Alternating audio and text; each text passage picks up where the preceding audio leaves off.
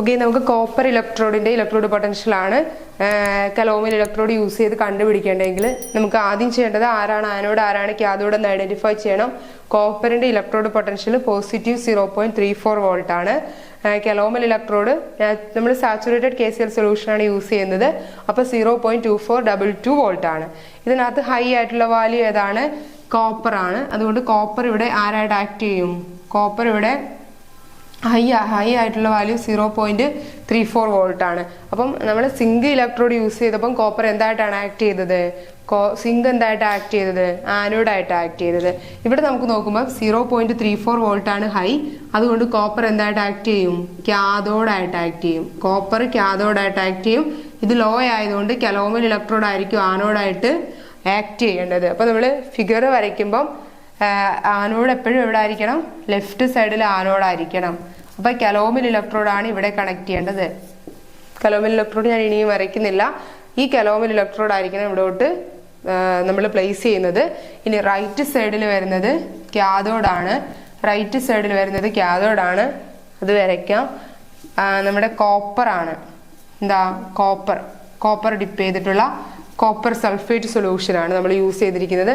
പിന്നെ salt കലോമൽ electrode ആണ് ഇതെങ്കിൽ നമ്മൾ എന്താ സോൾട്ട് ബ്രിഡ്ജൊക്കെ ഉപയോഗിച്ച് കണക്ട് ചെയ്യുന്നുണ്ട്. അല്ലെ, ഈ അറേഞ്ച്മെന്റിൽ ഒരു വ്യത്യാസം വരുന്നു, അത്രയേ ഉള്ളൂ. കാരണം അവിടെ സിങ്കിന് ഇലക്ട്രോഡ് പൊട്ടൻഷ്യൽ കുറവായിരുന്നു, സിങ്ക് ആനോഡായി. ഇവിടെ കോപ്പറിന് കലോമൽ ഇലക്ട്രോഡിനേക്കാൾ ഇലക്ട്രോഡ് പൊട്ടൻഷ്യൽ ഹൈ ആയതുകൊണ്ട് കോപ്പർ എന്തായി? കോപ്പർ കാഥോഡായി. അപ്പോൾ നമ്മുടെ കലോമൽ ഇലക്ട്രോഡ് ആനോഡായി. കലോമൽ ഇലക്ട്രോഡ് ലെഫ്റ്റ് സൈഡിൽ വരയ്ക്കണം. കാഥോഡ് ആണെങ്കിൽ റൈറ്റ് സൈഡിൽ വരയ്ക്കണം.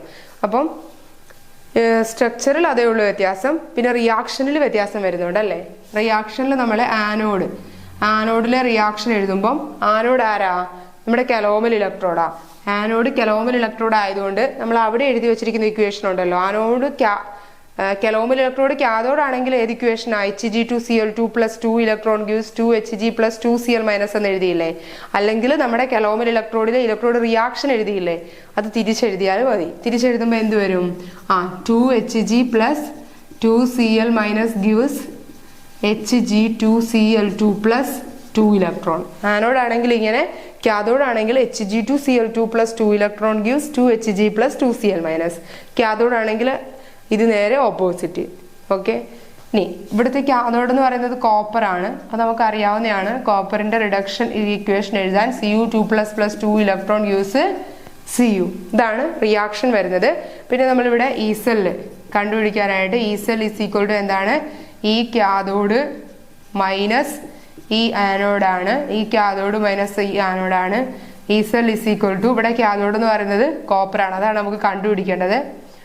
Cu2 + bar Cu. ഇതാണ് നമുക്ക് കണ്ടുപിടിക്കേണ്ടത്. ഈ ആനോഡ് നമുക്കറിയാം 0.2422 വോൾട്ട്.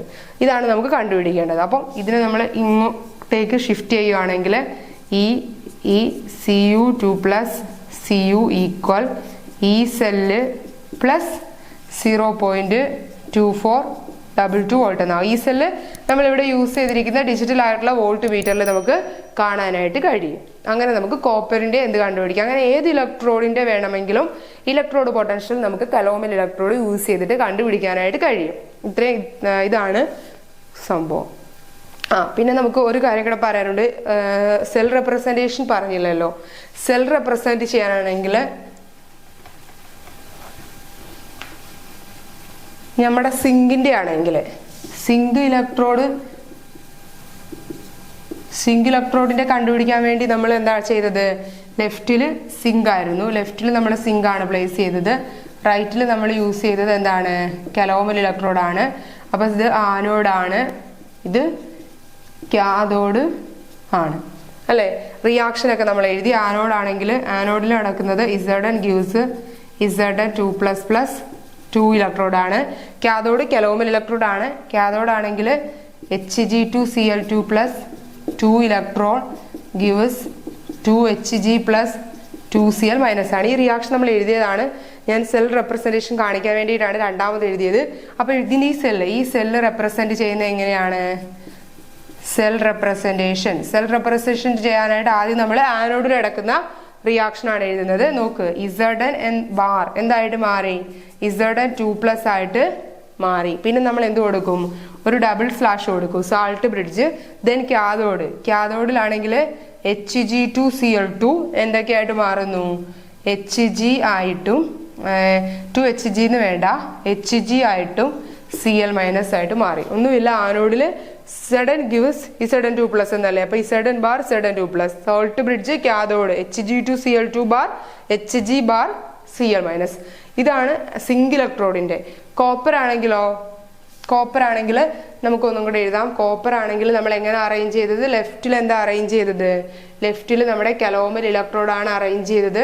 അപ്പം കലോമൽ ഇലക്ട്രോഡ് ആനോഡാണ്. റൈറ്റിൽ അറേഞ്ച് ചെയ്തത് കോപ്പർ ആണ്. അപ്പം കോപ്പർ ഇവിടെ ക്യാഥോഡാണ്. ആനോഡിലെ റിയാക്ഷൻ എഴുതാൻ നമ്മൾ കലോമൽ ഇലക്ട്രോഡിൽ തിരിച്ചെഴുതി. അപ്പം 2Hg plus 2Cl minus Hg2Cl2 plus 2 electron എന്നായിരുന്നു. കോപ്പർ ക്യാഥോഡ് ആണെങ്കിൽ Cu2 plus plus 2 electron gives Cu എന്നായിരുന്നു. ഇവിടെ നിന്ന് സെൽ റെപ്രസെന്റേഷൻ എഴുതാം. സെൽ റെപ്രസെന്റേഷൻ എഴുതാൻ വേണ്ടി എന്താണ് നമ്മൾ ചെയ്യേണ്ടത്? സെൽ റെപ്രസെന്റേഷൻ എഴുതാൻ വേണ്ടി ആദ്യം ആനോഡിൽ Hg ബാർ എന്താ? Cl minus bar Hg2Cl2. Salt bridge then എന്താ? ക്യാഥോഡ് Cu2 പ്ലസ് ബാർ Cu. അപ്പൊ ആ സെൽ റെപ്രസെന്റേഷനും കൂടെ ഒന്ന് നോക്കി വെച്ചിരിക്കുക. അപ്പൊ നമ്മൾ ഇതുവരെ പറഞ്ഞ കാര്യങ്ങൾ എന്തൊക്കെയാണ്? ഇലക്ട്രോ കെമിക്കൽ സീരീസും അതിന്റെ ആപ്ലിക്കേഷൻസും ഡിസ്കസ് ചെയ്തു. നെക്സ്റ്റ് നമ്മുടെ ടോപ്പിക്ക് സെക്കൻഡറി റെഫറൻസ് ഇലക്ട്രോഡിൽ 3 ഇലക്ട്രോഡുകളുടെ പേര് പറഞ്ഞു.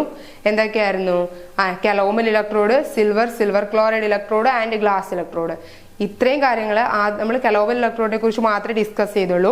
കലോമൽ ഇലക്ട്രോഡിന്റെ സ്ട്രക്ചർ പറഞ്ഞു, ഒരു ഫിഗർ ഒക്കെ വരച്ചു, സ്ട്രക്ചർ പറഞ്ഞു. പിന്നെ അവിടെ നടക്കുന്ന സെൽ റെപ്രസെന്റേഷൻ, സെൽ റിയാക്ഷൻ, അത് എപ്പോഴാണ് ആനോഡ് ആകുന്നത്, എപ്പോഴാണ് ക്യാഥോഡ് ആകുന്നത്.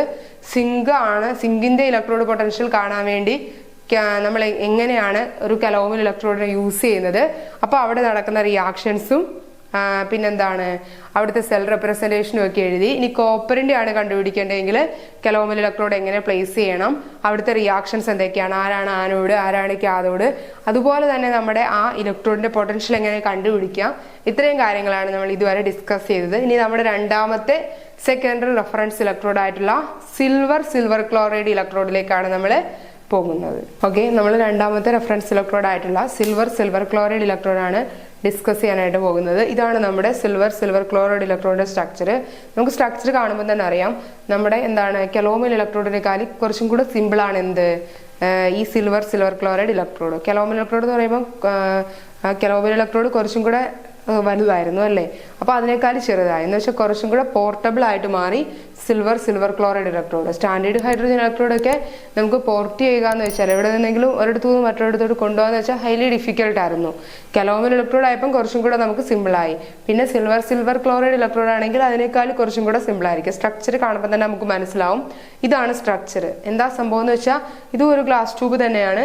നമ്മളിവിടെ പ്രസിപ്പിറ്റേറ്റ് എടുത്തിട്ടുണ്ട്. ഇതിനകത്ത് ഇരിക്കുന്നത് സിൽവർ ക്ലോറൈഡിന്റെ പ്രസിപ്പിറ്റേറ്റ് ആണ്, പ്രസിപ്പിറ്റേറ്റ് ഓഫ് സിൽവർ ക്ലോറൈഡ്. പിന്നെ ഈ കാണിച്ചിരിക്കുന്നത് സിൽവർ വയർ ആണ്. ഈ സിൽവർ വയർ KCl സൊല്യൂഷനകത്തേക്ക് മുക്കി വെച്ചിരിക്കുകയാണ്. Silver wire is immersed in KCl solution, a precipitate of silver chloride is used. ഇത്രയാണ് നമ്മുടെ ഒരു സിൽവർ ക്ലോറൈഡ് ഇലക്ട്രോഡിന്റെ അറേഞ്ച്മെന്റ്. സിൽവർ വയർ എന്തിനകത്തേക്ക് ഡിപ്പ് ചെയ്ത് വെച്ചിരിക്കുന്നു? KCl സൊല്യൂഷനകത്തേക്ക് ഡിപ്പ് ചെയ്ത് വെച്ചിരിക്കുന്നു. സിൽവർ ക്ലോറൈഡിന്റെ പ്രസിപ്പിറ്റേറ്റും അതിനകത്തുണ്ട്. അപ്പൊ silver wire is immersed in എന്താണ് KCl സൊല്യൂഷൻ. പിന്നെന്താ പറഞ്ഞ precipitate of silver chloride is filled in glass tube. ഇതാണ് നമ്മുടെ സിൽവർ ക്ലോറൈഡ് റെഫറൻസ് ഇലക്ട്രോഡിന്റെ സ്ട്രക്ചർ. സിമ്പിൾ ആയിട്ടുള്ള സ്ട്രക്ചർ ആണ്. പിന്നെ നമ്മൾ എങ്ങനെ റെപ്രസെന്റ് ചെയ്യും? Silver chloride bar KCl, Ag bar AgCl bar KCl എന്ന് നമുക്ക് റെപ്രസെന്റ് ചെയ്യാം. ഇതിന്റെ വോൾട്ടേജ് നോൺ വോൾട്ടേജ് ആണെന്ന് പറഞ്ഞല്ലോ റെഫറൻസ് ഇലക്ട്രോഡിന്റെ. ഇതിന്റെ വോൾട്ടേജ് എന്ന് പറയുന്നത് 0.22 വോൾട്ട് ആയിരിക്കും, 0.22 വോൾട്ട് ആയിരിക്കും. എന്തിന്റെ വോൾട്ടേജ്? സിൽവർ ക്ലോറൈഡ് ഇലക്ട്രോഡിന്റെ വോൾട്ടേജ് 0.22 വോൾട്ട് ആയിരിക്കും. റിയാക്ഷൻ AgCl 1 ഇലക്ട്രോണിനെ അക്സെപ്റ്റ് ചെയ്തിട്ട് Agയും Cl മൈനസും ആയിട്ട് മാറുന്നു. AgCl plus 1 electron gives Ag plus Cl minus. നമ്മുടെ കലോമൽ ഇലക്ട്രോഡിൽ എന്തായിരുന്നു? Hg2Cl2 2 ഇലക്ട്രോണിനെ അക്സെപ്റ്റ് ചെയ്തിട്ട് 2Hgയും 2Cl മൈനസും ആയിട്ട് മാറി. നമ്മുടെ സിൽവർ ക്ലോറൈഡ് ഇലക്ട്രോഡിലാണെങ്കിൽ സിൽവർ ക്ലോറൈഡ് ഇലക്ട്രോഡിലാണെങ്കിലോ AgCl 1 ഇലക്ട്രോണിനെ അക്സെപ്റ്റ് ചെയ്തിട്ട് Agയും പ്ലസ് Cl മൈനസും ആയിട്ട് മാറുന്നു. ഇത്രയേ ഉള്ളൂ നമുക്ക് എന്തിനെക്കുറിച്ച് പഠിക്കാൻ, സിൽവർ ക്ലോറൈഡ് ഇലക്ട്രോഡിനെ കുറിച്ച് മനസ്സിലാക്കേണ്ടത്. അതിൻ്റെ ഒരു സ്ട്രക്ചർ എന്താണ്? A silver wire is immersed in KCl solution. Precipitate of silver chloride is filled in glass tube. Cell representation Ag bar AgCl bar KCl. Cell reaction AgCl plus 1 electron gives Ag plus plus Cl minus. All electrode potential 0.22 voltage. Okay അല്ലേ? Glass ഇലക്ട്രോഡും കലോമിൽ ഇലക്ട്രോഡും okay ആയി. Okay, നമ്മളിനി discuss ചെയ്യാനായിട്ട് പോകുന്നത് നമ്മുടെ secondary reference ഇലക്ട്രോഡുകളിൽ മൂന്നാമത്തെ glass ഇലക്ട്രോഡാണ്. Already നമ്മൾ കലോമിൽ ഇലക്ട്രോഡും silver chloride ഇലക്ട്രോഡും discuss ചെയ്ത് കഴിഞ്ഞു. ഇനി നമ്മുടെ ടോപ്പിക്ക് ഗ്ലാസ് ഇലക്ട്രോഡാണ്. ഇതാണ് ഗ്ലാസ് ഇലക്ട്രോഡിന്റെ സ്ട്രക്ചർ. ഇതും ഒരു ഗ്ലാസ് ട്യൂബാണ്. ഈ ഗ്ലാസ് ട്യൂബിനകത്ത് നമ്മളൊരു ഇലക്ട്രോഡ് യൂസ് ചെയ്തിട്ടുണ്ട്. സിൽവർ ആണ്. സിൽവർ AgCl കോട്ട് ചെയ്ത സിൽവർ ഇലക്ട്രോഡാണ് ഇത്. ഇതിനിവിടെ നമ്മളൊരു തിന്നായിട്ടുള്ള ഗ്ലാസ് മെമ്പറൈൻ കാണുന്നുണ്ട്. അതിനകത്ത് നമ്മൾ എടുത്തിരിക്കുന്നത് ഡയലൂട്ട് ആയിട്ടുള്ള HCl ആണ്. അതൊരു 0.1 മോളാർ HCl ആണ് നമ്മൾ യൂസ് ചെയ്തിരിക്കുന്നത്. ഇതാണ് നമ്മുടെ ഗ്ലാസ് ഇലക്ട്രോഡിന്റെ പിക്ചർ. നോക്ക്, a long glass tube with ഇതൊരു തിൻ ഗ്ലാസ് മെമ്പറൈൻ എന്ന് പറയുന്നത് ഒരു ഗ്ലാസ് ബൾബാണ്. A long glass tube with thin glass bulb filled with 0.1 molar HCl. അപ്പോൾ ഒരു തിന്നായിട്ടുള്ള ഗ്ലാസ് ട്യൂബാണ് വിത്ത് എന്താണ്, ഒരു ഗ്ലാസ് ബൾബ് ഉണ്ട്. അതിനകത്ത് എന്ത് ഫില്ല് ചെയ്ത് വെച്ചിട്ടുണ്ട്? 0.1 മോളാർ HCl ഉണ്ട്. പിന്നെ silver electrode, silver chloride coated with silver electrode is use. AgCl coat ചെയ്ത സിൽവർ ഇലക്ട്രോഡ് നമ്മളിവിടെ യൂസ് ചെയ്യുന്നുണ്ട്. എന്താണ് പറഞ്ഞത്? ഒരു ലോങ് ഗ്ലാസ് ട്യൂബ് വിത്ത് ഒരു ലോങ് ആയിട്ടുള്ള ഗ്ലാസ് ട്യൂബ്, അതിനോടൊപ്പം തിന്നായിട്ടുള്ള ഒരു ഗ്ലാസ് ബൾബ് ഉണ്ട്. അതിനകത്ത് ഫില്ല് ചെയ്തിരിക്കുന്നത് ഡയലൂട്ട് ആയിട്ടുള്ള 0.1 മോളാർ HCl ആണ്. ഇനി ഈ ഗ്ലാസ് ട്യൂബിന്റെ ഇന്നർ സർഫസിലാണ് സിൽവർ ഇലക്ട്രോഡ്. ആ സിൽവർ ഇലക്ട്രോഡിൽ എന്ത് കോട്ട് ചെയ്തിട്ടുണ്ട്? സിൽവർ ക്ലോറൈഡ് കോട്ട് ചെയ്തിട്ടുണ്ട്. ഒന്നും കൂടെ പറയാം. A long glass tube with thin glass bulb filled with 0.1 molar HCl.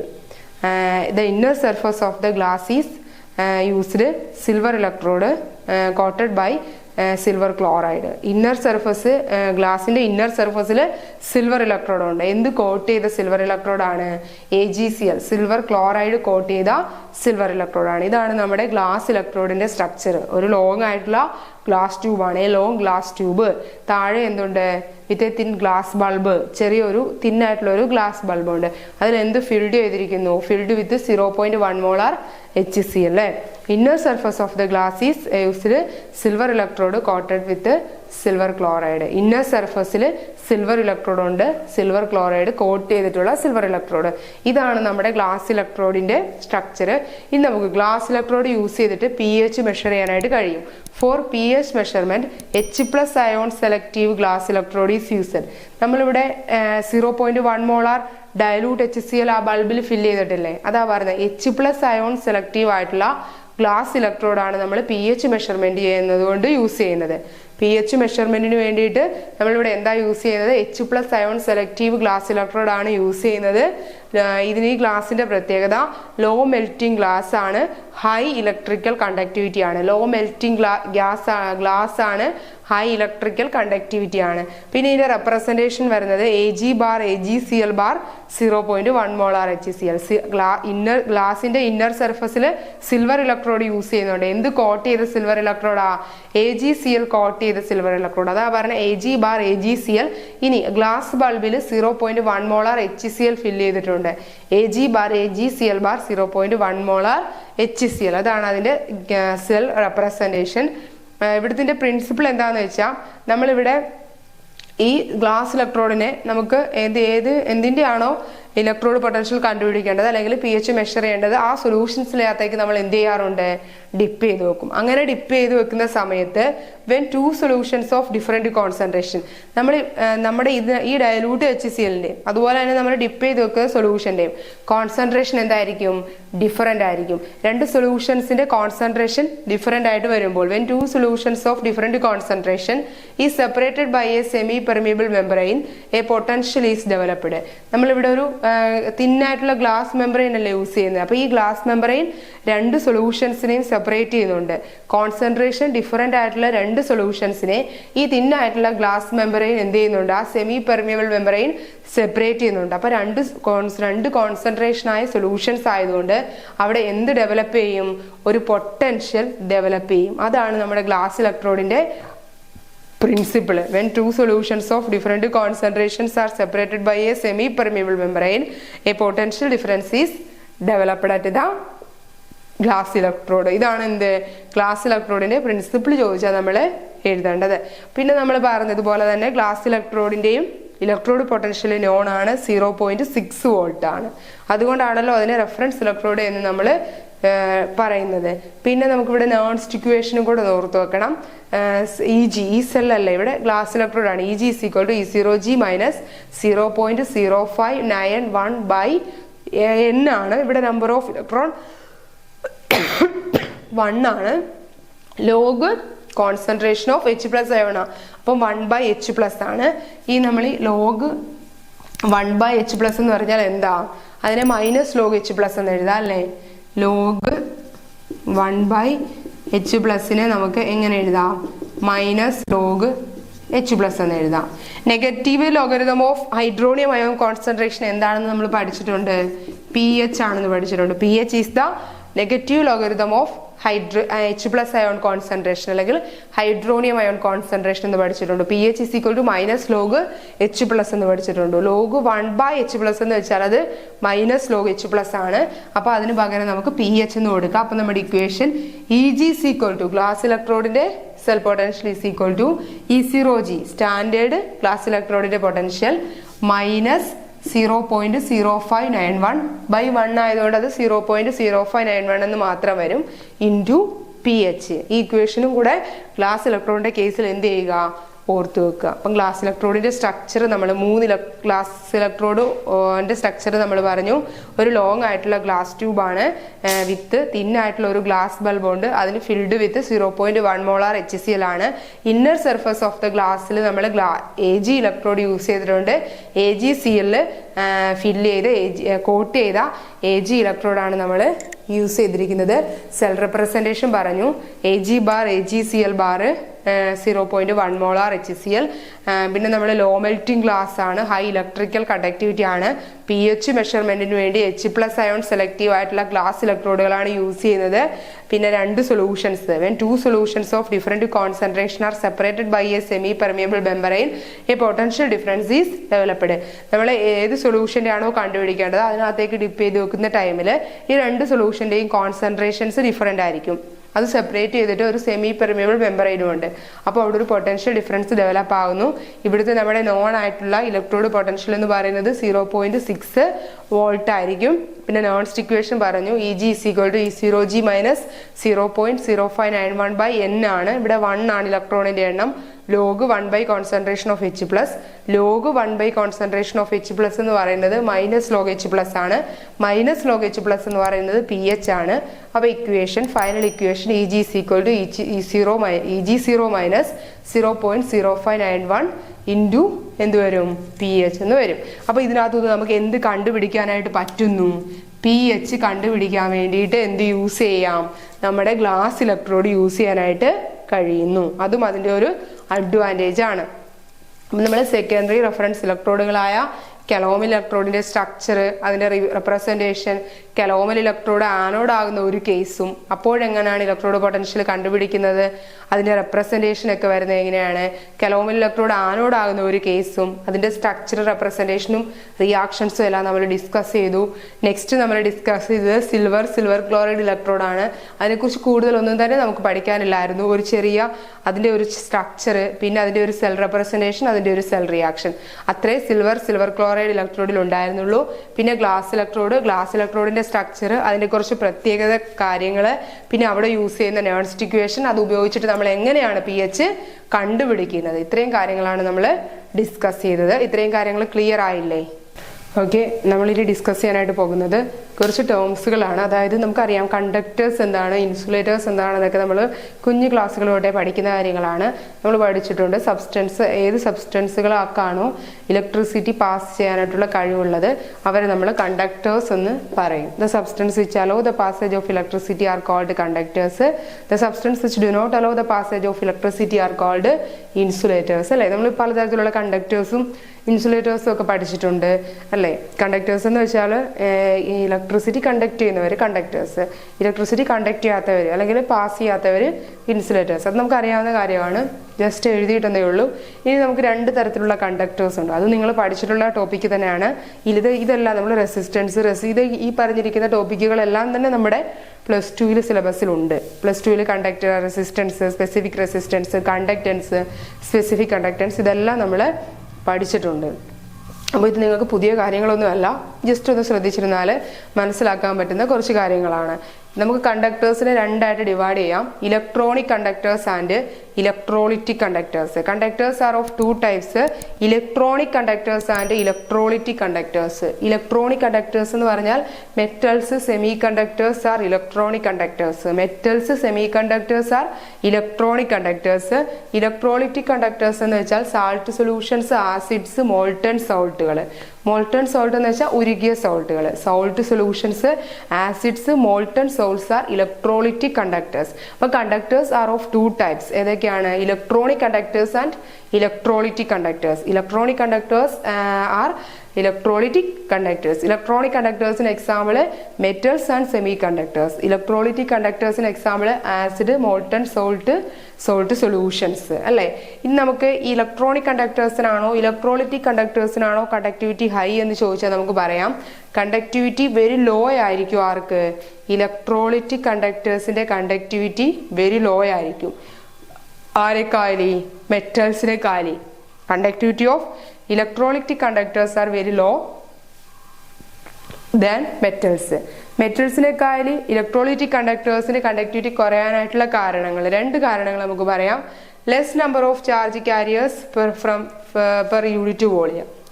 Unit വോളിയത്തിലുള്ള ചാർജ് കാരിയേഴ്സിന്റെ എണ്ണം കുറവായിരിക്കും. ഇലക്ട്രോളിറ്റിക് കണ്ടക്ടേഴ്സിൽ മെറ്റൽസിനെക്കാളി ചാർജ് കാരിയേഴ്സിന്റെ എണ്ണം, യൂണിറ്റ് വോളിയത്തിലുള്ള ചാർജ് കാരിയേഴ്സിന്റെ എണ്ണം കുറവായിരിക്കും. Lesser number of charge carriers per unit volume. രണ്ടാമത്തെ റീസൺ നമുക്ക് പറയാം lower mobility of ions compared with electrons. ഈ ഇലക്ട്രോണുകളുമായിട്ട് കമ്പയർ ചെയ്യുമ്പം അയോണുകളുടെ മൊബിലിറ്റി എന്ന് വെച്ചാൽ എന്താ? അവരുടെ ആ ഫ്രീഡം ഓഫ് മൂവ്മെന്റ്, മൂവ് ചെയ്യുന്ന ആ കഴിവ്, ആ മൊബിലിറ്റി എന്തായിരിക്കും? കുറവായിരിക്കും. ഈ 2 റീസണുകൾ കൊണ്ട് ഇലക്ട്രോളിറ്റിക് കണ്ടക്ടേഴ്സിന് മെറ്റൽസിനേക്കാൾ കണ്ടക്ടിവിറ്റി കുറവായിരിക്കും. അപ്പം നമ്മൾ 2 തരത്തിലുള്ള കണ്ടക്ടേഴ്സ് പറഞ്ഞു, electronic conductors and electrolytic conductors. Electronic കണ്ടക്ടേഴ്സിന് എക്സാമ്പിൾ പറഞ്ഞു metals and semiconductors. Electrolytic കണ്ടക്ടേഴ്സിന് എക്സാമ്പിൾ പറഞ്ഞു salt solutions, molten salt and acids. Electrolytic conductors are low conductivity than metals. Reason lesser number of charge carriers from per unit volume. അതുപോലെ തന്നെ എന്താണ്? Lower mobility compared with electrons. ഇലക്ട്രോണുകളുമായിട്ട് compare ചെയ്യുമ്പം mobility of അയോൺസും എവിടെ കുറവായിരിക്കും? Electrolytic കണ്ടക്ടേഴ്സിൽ കുറവായിരിക്കും. പിന്നെ നമ്മുടെ നെക്സ്റ്റ് ടോപ്പിക്ക് ഇലക്ട്രിക്കൽ റെസിസ്റ്റൻസ് ആണ്. റെസിസ്റ്റൻസിനെ ഡിനോട്ട് ചെയ്യുന്ന ലെറ്റർ ക്യാപിറ്റൽ R ആണെന്ന് എല്ലാവർക്കും അറിയാം. റെസിസ്റ്റൻസ് എന്ന് വെച്ചാൽ obstruction to the flow of current. നമ്മുടെ കറണ്ടിന്റെ ആ ഒഴുക്കിനുണ്ടാകുന്ന തടസ്സത്തെയാണ് നമ്മൾ റെസിസ്റ്റൻസ് എന്ന് പറയുന്നത്. Is the obstruction to the തടസ്സം, is the obstruction to the flow of current. കറണ്ടിന്റെ ഫ്ലോയ്ക്ക് ഉണ്ടാകുന്ന ഒബ്സ്ട്രക്ഷൻ ആണ് എന്ത്? റെസിസ്റ്റൻസ്. ഡിനോട്ട് ചെയ്ത ലെറ്റർ R ആണ്. നമ്മൾ പഠിച്ചിട്ടുണ്ട് റെസിസ്റ്റൻസ് ലെങ്തിന്, കണ്ടക്ടറിന്റെ ലെങ്തിന് ഡയറക്ട്ലി പ്രൊപ്പോർഷണലും ഏരിയയ്ക്ക് ഇൻവേഴ്സ്ലി പ്രൊപ്പോർഷണലും ആയിരിക്കുമെന്ന്. Resistance directly proportional to length, inversely proportional to area of cross section. അപ്പോൾ R proportional to L, length directly proportional ആയതുകൊണ്ട് ന്യൂമറേറ്ററിലും ഏരിയ എന്താ ഇൻവേഴ്സ്ലി പ്രൊപ്പോർഷണൽ ആയതുകൊണ്ട് ഡിനോമിനേറ്ററിലും എഴുതുക. R proportional to L/A. ഇവിടെ പ്രൊപ്പോർഷണൽ സൈൻ മാറ്റാൻ വേണ്ടി നമ്മൾ യൂസ് ചെയ്യുന്ന ഈ കോൺസ്റ്റന്റ് റോ എന്നാണ് വായിക്കുന്നത്. അപ്പം R equal rho into L/A. Rho is called resistivity or specific resistance.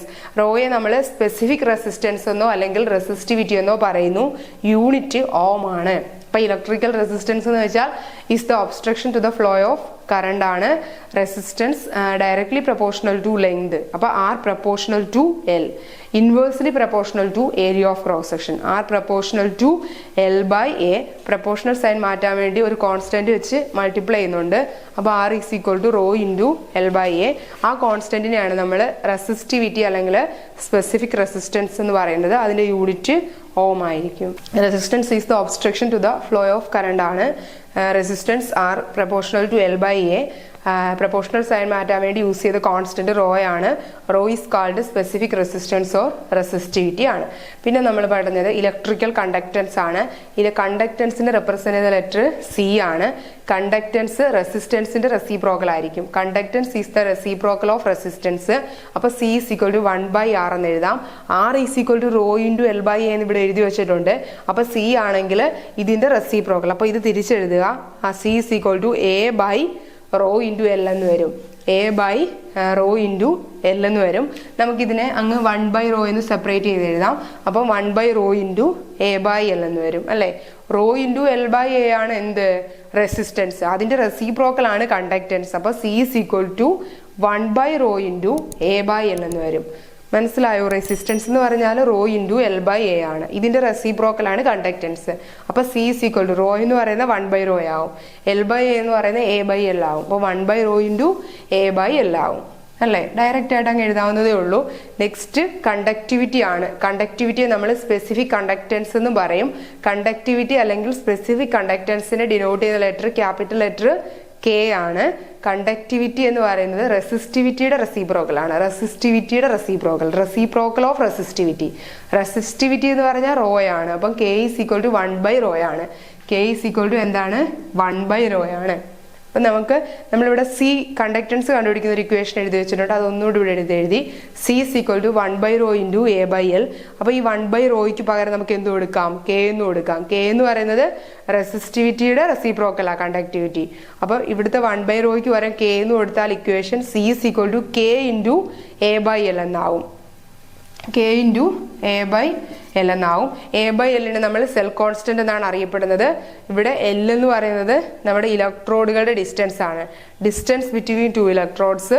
A എന്ന് പറയുന്നത് ഇലക്ട്രോഡുകളുടെ ഏരിയ ആണ്. അപ്പോൾ നമ്മുടെ ഇക്വേഷൻ എന്താണ്? K is equal to C is equal to K into A by L ആവും. C is equal to K into A by L ആവും. ഇവിടെ നമുക്ക് കെ ആ കണ്ടുപിടിക്കേണ്ടത്. അപ്പം K is equal to C into L by A ആവും.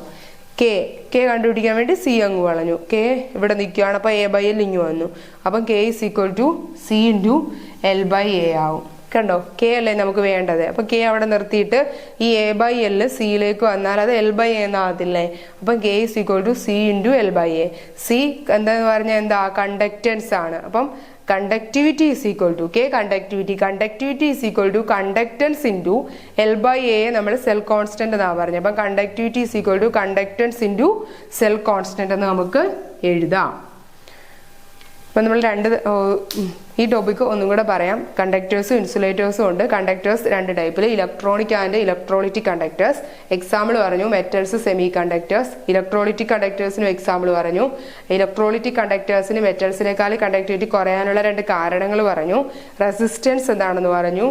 Resistance R അത് എന്താണ്? Obstruction to the flow of electrons ആണ്. റെസിസ്റ്റൻസ് ലെങ്തിന് ഡയറക്ട്ലി പ്രൊപ്പോർഷണൽ, ഏരിയക്ക് ഇൻവേഴ്സ്ലി പ്രൊപ്പോർഷണൽ.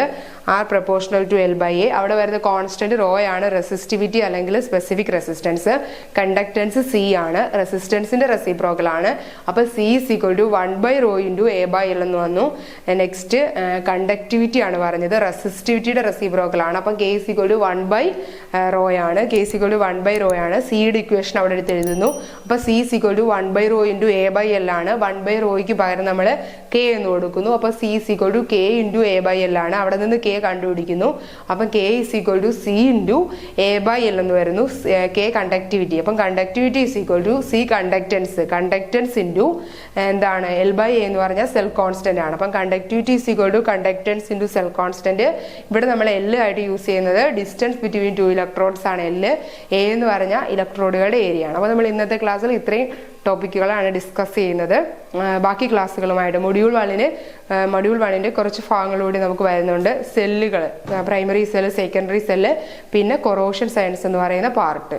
അത്രയും കൂടെ വരുന്നുണ്ട്. ആ ക്ലാസ്സുമായിട്ട് നമുക്ക് ഇതിൻ്റെ ബാക്കി ടോപ്പിക്കുമായിട്ട് നമുക്ക് നെക്സ്റ്റ് ക്ലാസ്സിൽ കാണാം. Okay, by.